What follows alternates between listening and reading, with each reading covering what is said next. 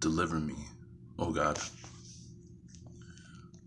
The Psalm of David when he fled from the face of his son Absalom. Why, O Lord, are they multiplied that afflict me? Many are they who rise up against me. Many say to my soul, there is no salvation in him and in his God. But thou, O Lord, art my protector, my glory, and the lifter up of my head. I love that verse there too. Reminds me of I'm sorry, not 2, 3 there. The lifter up of my head. It reminds me of that one of the last verses Lex read in one of his videos there, where it said that Judah walks around with his head wagging at the ground. And it reminds me of like Kawhi Leonard, how he's always looking at the ground, and it's always like it's awkward, right? It just reminds you of like people that just. But moving on. I have cried to the Lord with my voice, and he hath heard me from his holy hill. I have slept and have taken my rest, and I have risen up, because the Lord hath protected me. I will not fear thousands of the people around me. Arise, O Lord, save me, O my God. For thou hast stricken all them who are my adversaries without cause. Thou hast broken the teeth of the sinners. Salvation is of the Lord, and thy blessing is upon thy people. Until the end, in verses, a psalm of David. When I called upon him, the God of my justice heard me. When I was in distress, thou hast enlarged me. Have mercy on me, and hear my prayers. O ye sons of men, how long will you be dull of heart? Why do you love vanity and seek after lying? There's another one, right? Where's your love? Where's your compassion? Right? Where's your caringness? Right? Your vanity. What was that? What did one guy say? I need more jewelry, right? That's the line, the lyric goes, I need more jewelry. That's what I wrote as I wrote my eulogy. You're dead. Why do you need jewelry? Who cares? You seek after lying, right? Instead of gravitating towards the truth and towards the facts, so you can establish the truth. It's easier just to say, I don't feel that. I don't feel you. I feel it's this and that. And no matter how much evidence you show, you're going to believe the lie. You could read the whole book of Psalms. Nothing in here is about Jesus. Nothing. But yet, all the credit is to go to the Creator. David's writing, his salvation, his strength, his everything is the Creator. And somehow, these verses will be turned around and made to seem as if it's talking about Jesus, the coming Messiah, who through his lineage, through his genealogy, you couldn't even prove he was the Messiah. Know ye also that the Lord has made his Holy One wonderful? The Lord will hear me when I shall cry unto him. See, and that's what I'm talking about. You'll see people say the Holy One made wonderful. Oh, that's Jesus. But ignoring the next part where he says, the Lord will hear me when I shall cry unto him.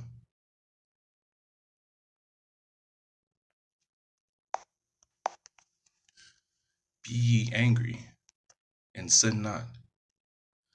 The things you say in your hearts, be sorry for them upon your bed. And that verse there reminds me of some of the things you read about in Proverbs, where a man has what does it say? Has a man sinned against God in his heart? Of what does it say? The fool is a man who says there is no God in his heart. And then it says, "Be sorry for them upon your bed." Uh, to me, it reminds me of where you always sit, or at least I don't know if you guys did, but we were taught to say our prayers next to our bed at night. You got on your knees and bent to, you got on your knees and you put you prayed over your bed at night for all the things before you went to bed. I could be wrong, but that's what it reminds me of. Offer up the sacrifice of justice and trust in the Lord. Now, I was trying to figure out what was the sacrifice of justice. Now, I do know this because of this, some running about names and stuff like that. That justice,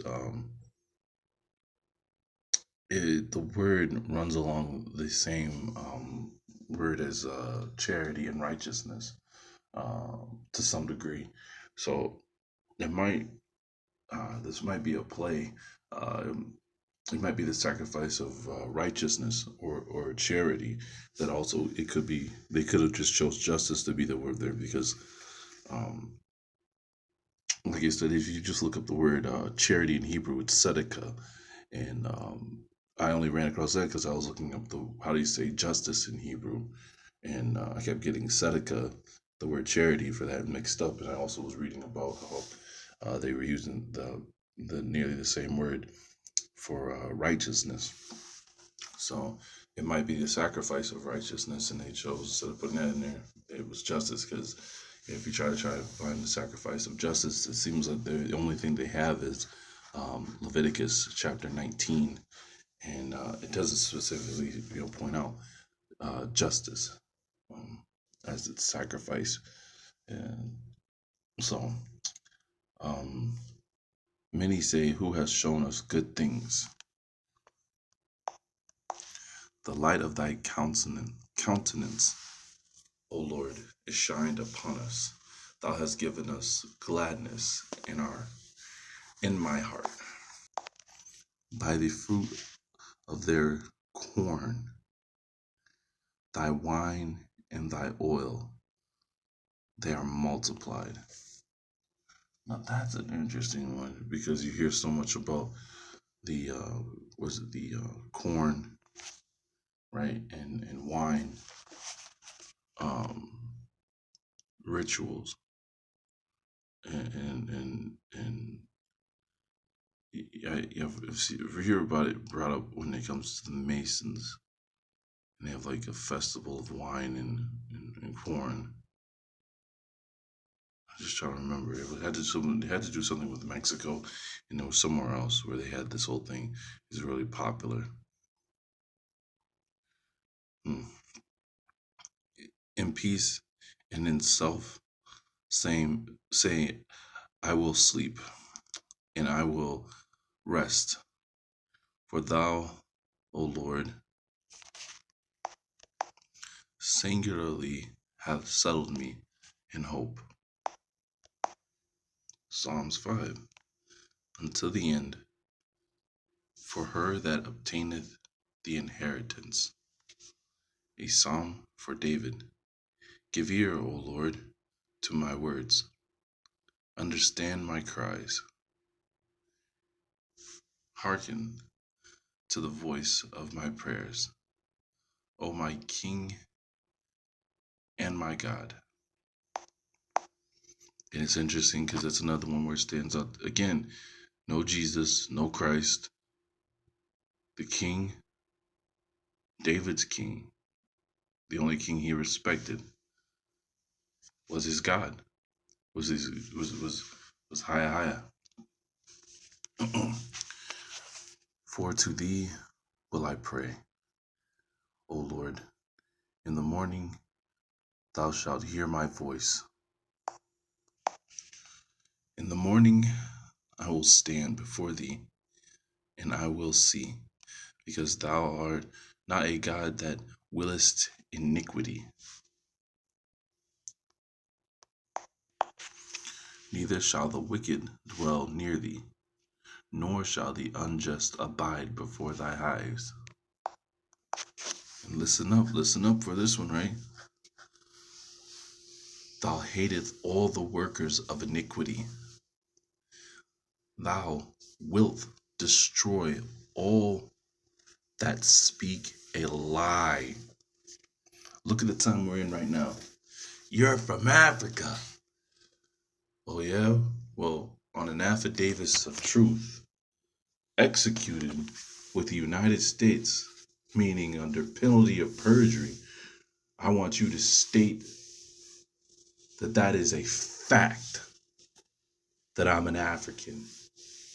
Because under penalty of perjury, I will state my genealogy.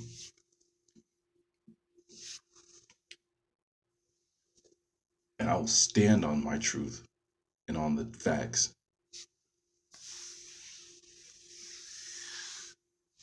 Yeah, I'm sorry. The bloody and deceitful man the Lord will abhor. What does abhorred mean? But as for me, in the multitude of thy mercy, I will come into thy house. I will worship towards thy holy temple in thy fear. And what was the first proverb? The fear of the Lord is the beginning of wisdom. And what is the important part about wisdom?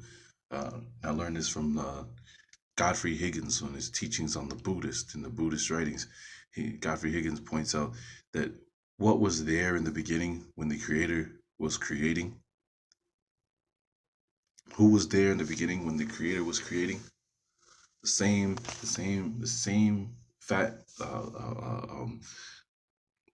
same being that was there that King Solomon tells you to get all the time. In the Wisdom of Solomon, he says this entity is the bride, is the wife, is the woman of the Creator. Godfrey Higgins says wisdom was the first thing in the beginning with the Creator that was there as he created everything. More important than, because I was breaking this down, right? The Creator, and when you break down the creation, to just break it down, right? And people are like, what did God do in the beginning? And they're like, oh, he created the heavens and the earth. Okay, all right, that's great. But what did he really do in the beginning? He made the planets and the lights and stuff like that. That's great, that's great. But what did he really do in the beginning? They're like, I don't know. He spoke, right? He conveyed his thoughts, right? His speech, his wisdom was the key to creation.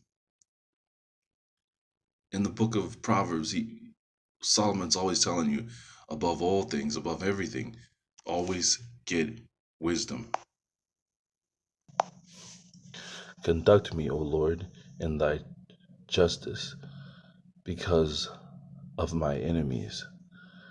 Direct my ways in thy sight, for there is no truth in their mouth. Their heart is vain. Their throat is an open sepulchre. They dealt deceitfully with their tongues. Judge me, O God. Let them fall from their devices, according to the multitude of their wickedness.